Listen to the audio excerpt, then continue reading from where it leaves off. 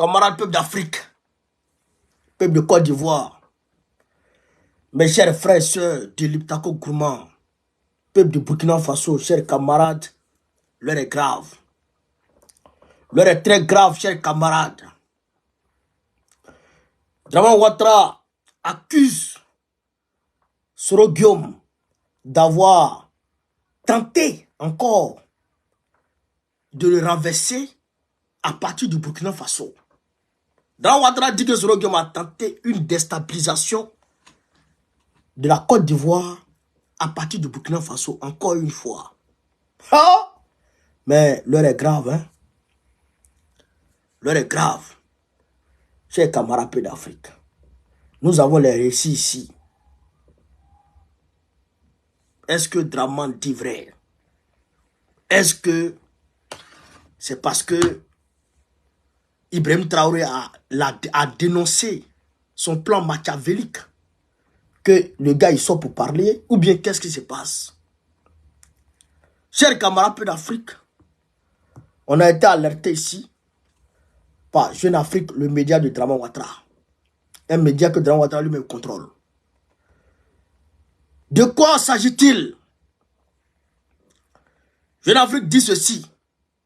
Entre Ibrahim Traoré et Alassane Ouattara, le cas Soro et la crainte du complot. La crainte du complot.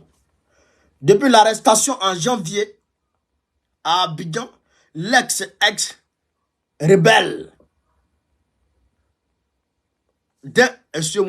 depuis l'arrestation en janvier à Abidjan d'un ex-rebelle des forces nouvelles, les services de renseignement ivoiriens affirment avoir découvert un réseau d'une cinquantaine de jeunes recrutés par des proches de Soro Guillaume pour mener des opérations de déstabilisation de la Côte d'Ivoire depuis le Burkina Faso. Est-ce que vous comprenez ça? Est-ce que vous comprenez ça? Mais on va rentrer dans le récit, chers camarades d'Afrique. Donc, Alassane Ouattara dit qu'ils ont pris quelqu'un en janvier et que la personne a fini par parler pour dire qu'il y a un plan qui se prépare depuis le Burkina Faso pour déstabiliser la Côte d'Ivoire. Pour déstabiliser la Côte d'Ivoire. Non, quelle Côte d'Ivoire? Son pouvoir. Chers camarades d'Afrique, on va vous expliquer de quoi s'agit-il. On va vous expliquer de quoi s'agit-il, chers camarades. Ça c'est un rapport. Ça, c'est un rapport que j'ai pris sur la page de, je pense bien, Chris Chapi. Mais bon, c'est la même chose qui a été repris. C'est le même rapport qui a été repris dans l'explication de Jeune Afrique. Voilà. Donc, je vais vous donner lecture du rapport de la police de Dramane Ouattara. Bon, des services de renseignement de Dramane Ouattara. Je vais vous demander de partager au maximum. Selon les éléments actuellement en notre possession, il ressort qu'une cinquantaine de personnes recrutées et baptisées pèlerins, globalement des ex-combattants et des ex-gendarmes, sont au Burkina Faso pour y subir une formation militaire en vue de déstabiliser les institutions de la République de Côte d'Ivoire. Là, c'est qui est écrit. En effet, l'initiateur du dit projet se nomme Fofana Lama alias Imam, né le 11 janvier 1976 à Nandala de Fofana Mekoubé et de Koulibaly Namizata. Son téléphone, ils ont donné son numéro de téléphone. Titulaire du baccalauréat de l'enseignement secondaire, cet ancien, je dirais, cet ancien membre des forces nouvelles, voilà, chef de la gendarmerie nationale, est originaire du village originaire du même village que le commandant Ablaye Fofana, aide de camp de Guillaume Soro, ex-président de l'Assemblée nationale de Côte d'Ivoire. Il se réclame être un proche du même leader politique et pour lequel il est prêt à mener tous les combats. Cet ancien sous-officier de la gendarmerie reproche aux autorités actuelles leur ingratitude à son égard. Actuellement, selon nos sources, selon leurs sources, à Ouagadougou, à la tête d'un effectif de 50 personnes, ils ont mis, voilà la liste annexe, qui prennent part à la dite formation. Il dit enfin être le chef d'état-major particulier du leader du GPS. Donc le gars dit, il est le leader il est l'aide du camp du leader, il est le chef d'état-major particulier de Soro Guillaume. Il vient du même village que Ablaye Fofana, du commandant Ablaye Fofana. Vous comprenez ça? On dit il s'appelle Fofana Lama, alias Imam. Vous comprenez ça? On dit c'est lui qui est à la tête du commando de 50 personnes qui est en train de se former au Burkina Faso pour venir déstabiliser la Côte d'Ivoire. Selon eux. Voilà. En effet, une cellule dénommée Centre d'intelligence opérationnelle, CIO, qui se veut d'être un bureau de renseignement orienté vers les pays non amis, et dont les bureaux sont situés dans l'immeuble abritant la pharmacie Songandé, sise au nord-est de Ouagadougou, a été mise en place. En cette cellule, dont l'un des animateurs principaux, l'adjudant de gendarmerie, à la retraite, le nommé Bakayoko Youssouf, alias Phoenix Youssef, domicilié à Yopougon Ouassakara, téléphone ils ont donné, est sorti du territoire ivoirien le 1er mars dernier à destination du Burkina Faso. Par ailleurs, le 28 janvier 2024, à Bobo Dioulasso, au Burkina Faso, le nommé Fofana Lama alias Imam aurait rencontré des officiers supérieurs de l'armée ivoirienne dans le cadre du projet en objet. Donc, ça veut dire que le gars a rencontré des officiers supérieurs de l'armée ivoirienne. Donc, ça veut dire que selon Téné vraiment, parce que c'est lui qui a la manœuvre, selon lui, ce gars-là, Imam-là, il a même des ramifications jusqu'au sommet de l'armée ivoirienne. D'accord. Décidé donc à en découdre avec le pouvoir en place en Côte d'Ivoire, dès 2020, il a instruit les nommés Koulibaly Lama alias Trésor, ivoirien né le 1er janvier 1970, chauffeur originaire de Timan, Séguéla, de l'ethnie Koyaka, domicilié à Abobo Boissec, présentement en formation au Burkina Faso. Téléphone, ils ont donné. Et le nommé Sissé Anzoumana, alias Jupiter, ils ont donné son numéro de téléphone, à l'effet de remobiliser et de rassembler ses anciens collaborateurs ex-combattants pour empêcher, au moment venu, la tenue des élections présidentielles de la même année et évincer le président Alassane Ouattara du pouvoir.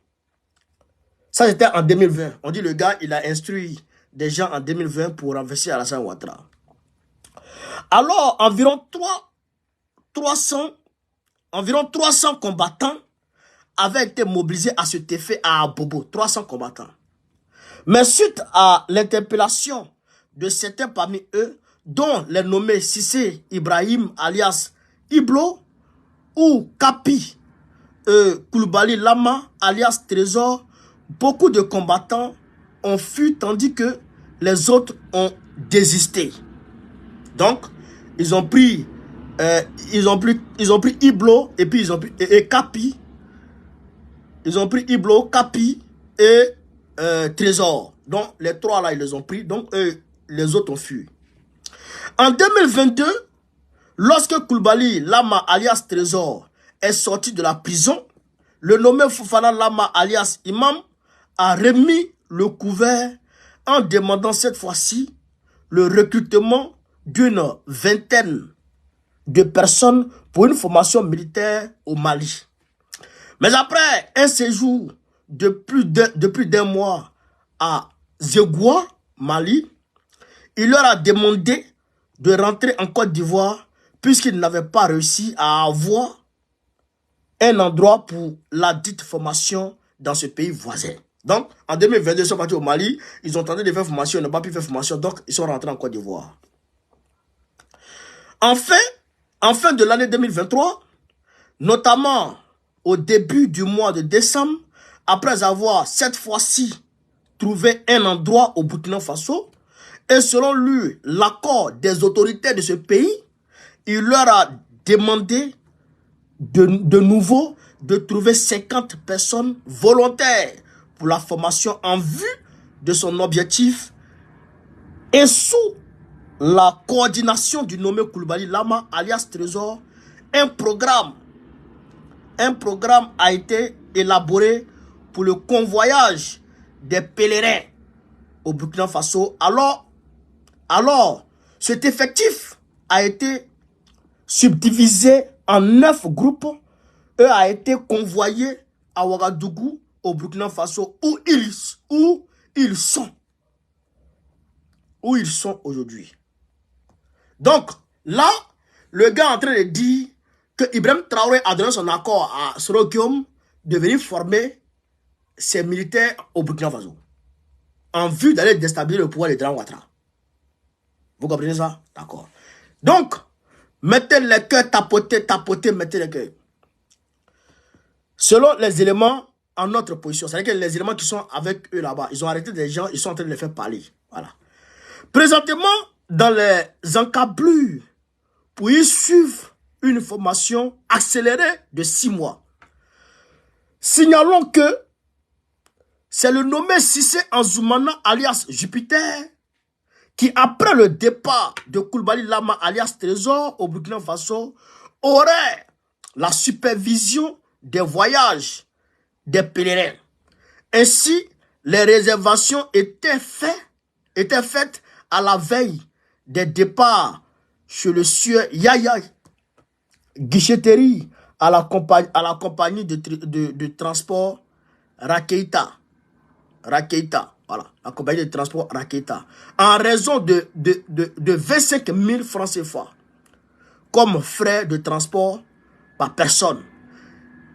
Également, d'autres pèlerins empruntaient la compagnie de transport Rimo pour se rendre au Burkina Faso, toujours dans le cadre de cette même formation.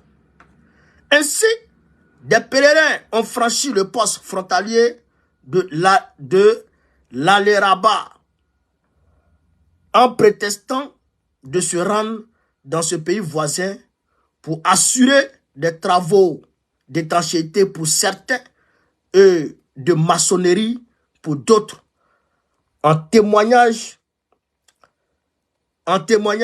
le rapport produit par le commissariat mixte de Ouagadougou lors du passage le 20 janvier 2024 à 7h40 du nommé Kone Karamoko dit Rambo, né le 1er janvier 1971 à Odine de Kone Lasne et de Keita Massangbe.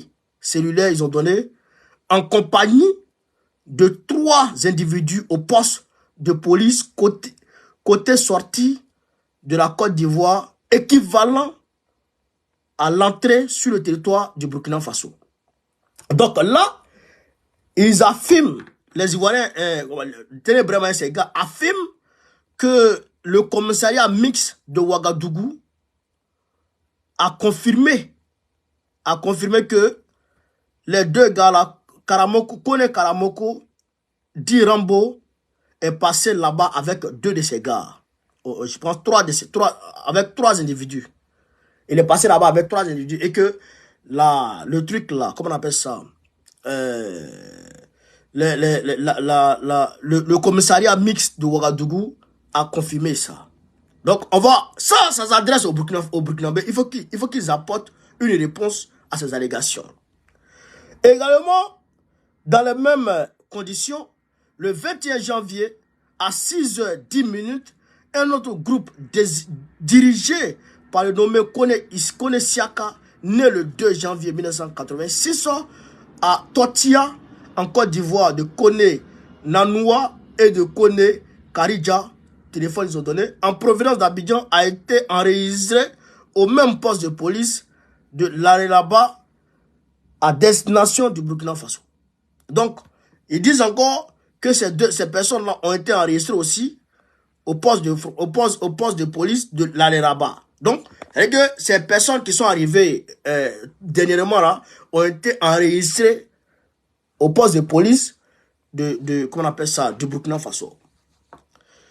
Et on dit ici, notez bien, il importe de faire remarquer que le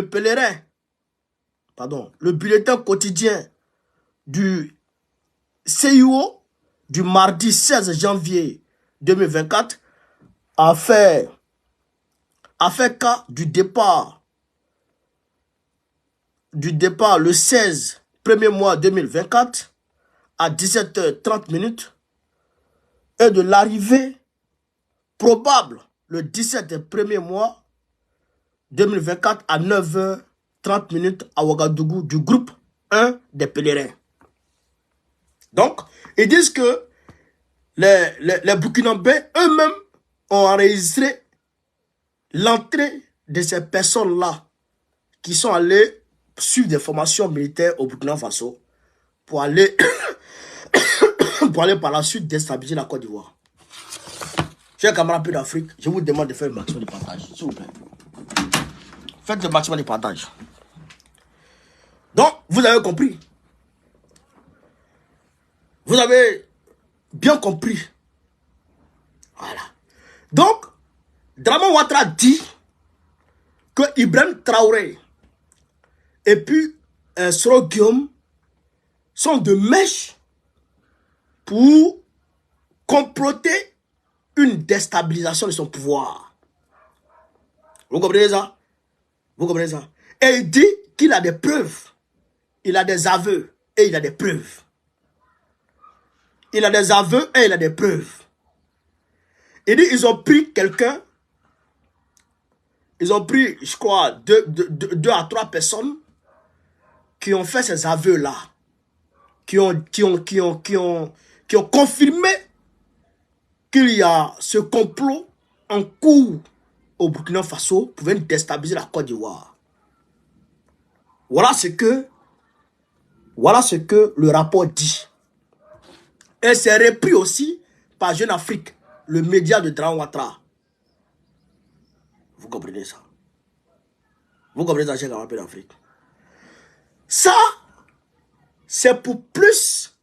On sait que, vous et moi, on sait que tout ça, c'est une machination savamment orchestrée par Draman Ouattara et ses sbires pour piétiner le processus de réconciliation et de décrispation qui est en cours en Côte d'Ivoire. Je répète, hein? Je répète. Nous savons toutes et tous que ça là, c'est une machination savamment orchestrée par Draman Ouattara et ses sbires pour piétiner le processus de réconciliation, d'apaisement, de décrispation qui est en cours aujourd'hui en Côte d'Ivoire, qui doit aboutir à la rentrée de Soro Guillaume dans son pays, qui va aboutir à l'amnistie de Soro Guillaume, du président Laurent Gbagbo et d'autres, et Blé Goudé, bien entendu. Ben, il faut les amnistier. Voilà. Vous comprenez ça? Donc, il est en train de mettre pied dedans. D'une part. D'autre part, il est en train de creuser de plus en plus le fossé qui existe aujourd'hui entre la Côte d'Ivoire, par sa faute, entre la Côte d'Ivoire et puis le Burkina Faso. Vous comprenez ça? Parce que le Burkina Faso, avec preuves vidéo à l'appui, ce n'est pas des aveux à la con qu'on fait faire à des gens. Je ne sais même pas, nous on n'est pas là-bas. On dit là, le gars a parlé. Les gars qui l'ont attrapé ont parlé. Ceux qui l'ont attrapé là, nous on ne les connaît pas. Nous on ne les a pas vus parler. Est-ce qu'ils ont parlé sous contrainte?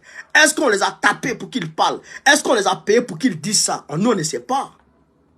Nous on ne sait pas. Et on ne le saura pas aujourd'hui. Donc ces aveux à la con là, nous on ne croit pas à ça. Mais nous avons vu les militaires, les terroristes sur le territoire ivoirien, les militaires burkinabés ont montré ça. Tout le monde a vu. Karim, merci pour les étoiles, frère. Tout le monde a vu. Vous comprenez ça? Donc, ça veut dire que, en réalité, Alassane Ouattara est en train, d'une manière, de répliquer en disant que, oui, tu me traites, tu me traites de vouloir déstabiliser ton pays. Tu dis que j'ai des vérités de déstabilisation de ton pays, mais toi aussi, tu veux déstabiliser mon pays aussi. Vous comprenez ça?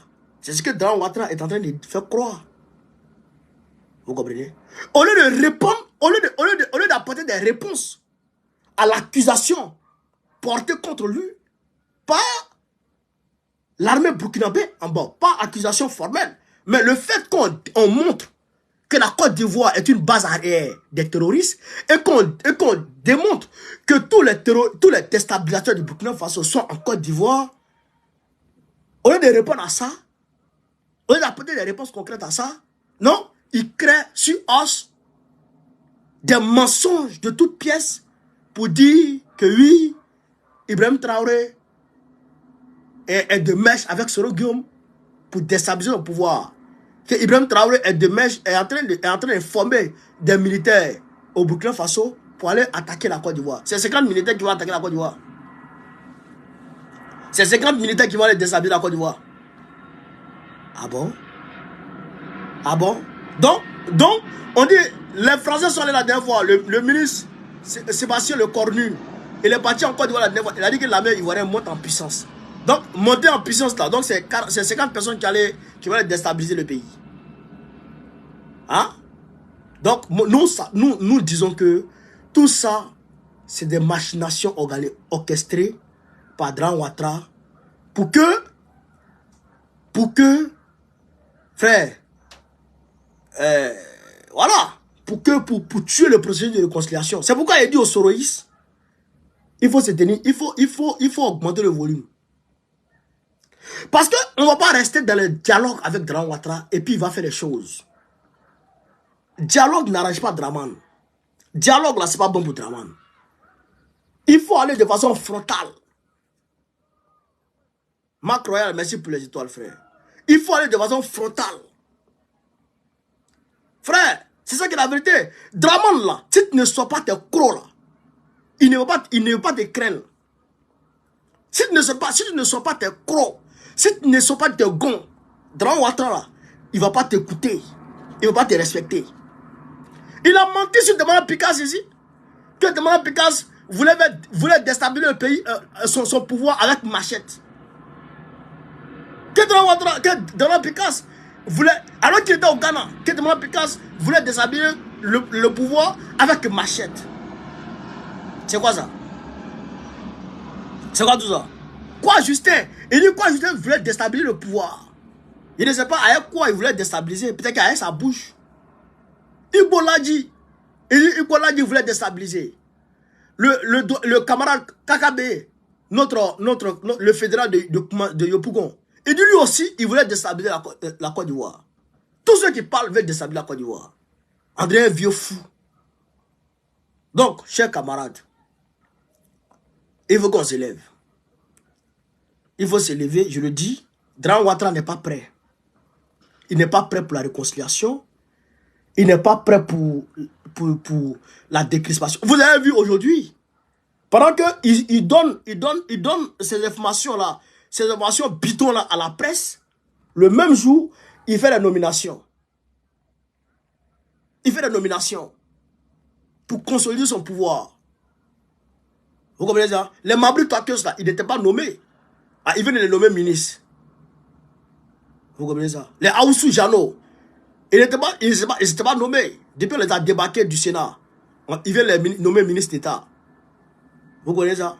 Donc, Draman là, la seule chose qui reste à Draman, c'est un soulèvement populaire pour aller le chercher. Vous comprenez ça? C'est ça qui est la vérité. Donc, je vais ouvrir le panel au niveau de TikTok. Je demande à tout le monde de nous rejoindre sur TikTok très rapidement pour qu'on débatte du sujet.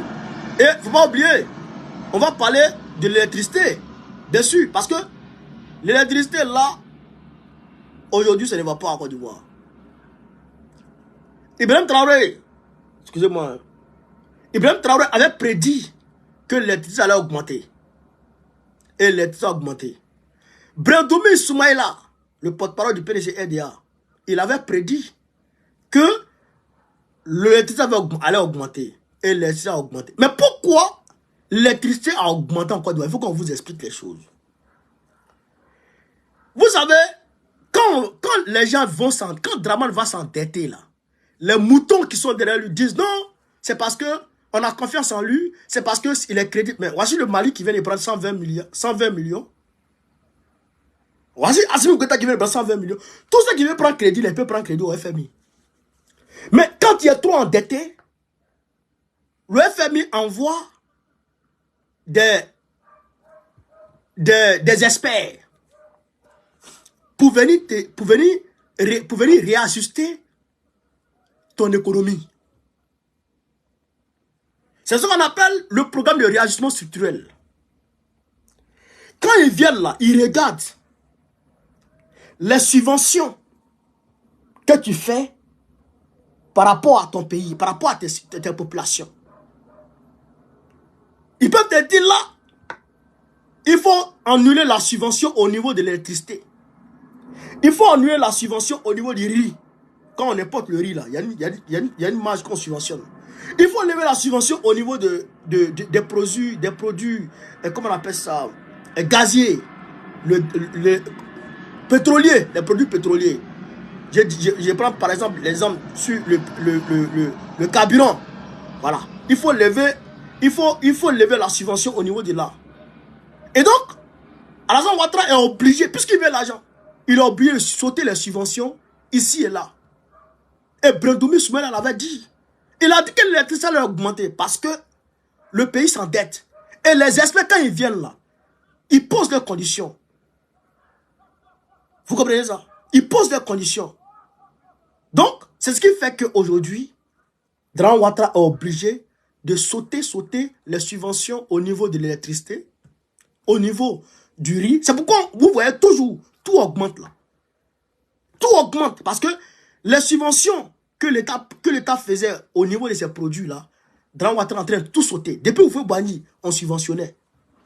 Draman Ouattara est en train de tout sauter. Toutes les subventions, ils sautent. Mais malgré qu'il saute les subventions, il met les taxes.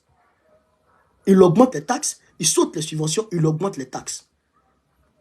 Mais bien sûr, puisqu'on lui dit qu'il faut payer la dette. Il faut payer la dette. Donc, l'économiste, l'expert Draman Ouattara, le technicien du FMI, Draman Ouattara, qui est venu en Côte d'Ivoire en 90 pour venir redresser l'économie de Côte d'Ivoire là. On envoie des experts pour venir redresser lui-même son économie. C'est-à-dire que tellement le gars, il ne vaut rien. Vous comprenez? Voilà pourquoi ça, tout est cher. Mais c'est pas que ça augmente et puis ça va descendre. Jamais ça ne va pas descendre. Puisque l'État de Côte d'Ivoire s'endette toujours pour investir dans des projets qui ne rapportent pas, qui ne produisent pas de richesse. Tu t'en fais goudron. Goudron là, ça rapporte quelle richesse? Goudron même qui se casse 2 jours après. Ça rapporte quelle richesse? Au moins si ils prenaient un crédit pour investir dans des entreprises, les entreprises là pourraient créer des richesses et ils allaient utiliser les bénéfices pour payer la dette. Mais il prend dette, il investit, il va faire pont. Mais d'ici pont là même va finir, les gens ont déjà volé tout l'argent. Lui-même il a volé la moitié, ces gens là ont volé la moitié de l'argent. Donc maintenant ça reste comme ça. Vous comprenez ça? Donc il prend crédit pour aller mettre dans... C'est que c'est comme moi, il m'a pris crédit pour aller payer à Bip pour me rendre zo. Mais il a pris crédit, il a acheté à Bip pour me rendre zo, non? Mais crédit, il faut qu'il rembourse. Donc pour rembourser, il faut que j'aille prendre crédit encore avec un autre gars. Puisqu'il ne crée pas d'entreprise. Alors que si je prenais crédit pour aller créer un magasin, il allait prendre bénéfice que je gagne dans le magasin là, pour venir payer crédit du gars. Vous comprenez ça? Donc c'est pourquoi il a obligé de prendre crédit pour payer crédit. Il va prendre au FMI, il va prendre la Banque mondiale, il va prendre en France, il va prendre en Allemagne, il va prendre là-bas, il va prendre là-bas. Vous comprenez ça? Ce qui fait que le courant est cher. Et tout sera tout cher. Merci Didier. Et ça va continuer à être cher. Ça va continuer. La hausse va continuer. Ça va continuer à augmenter. Ça va continuer à augmenter. Tout va continuer à augmenter. Ça ne va pas descendre. Hein? Ça ne va pas descendre. Jamais. Donc, moi, je voudrais voir le président des consommateurs en Côte d'Ivoire. Je voudrais le voir. Et ça, il faut qu'on me donne le nom ici du président des consommateurs en Côte d'Ivoire. Il a fait une vidéo sur lui. Camarades, venez me trouver sur notre panel TikTok. On va ouvrir le panel pour parler un peu des deux sujets là. L'électricité et puis la déstabilisation, la pseudo-déstabilisation de la Côte d'Ivoire par Ibrahim Traoré et puis Soro Guillaume, que Dran Ouattara est en train de dire ici. Chers camarades peu d'Afrique, sur ce, vive l'Afrique libre, vive le panafricanisme, vive le peuple africain, Babo président du Côte d'Ivoire 2025. Venez nous retrouver sur TikTok très rapidement. On va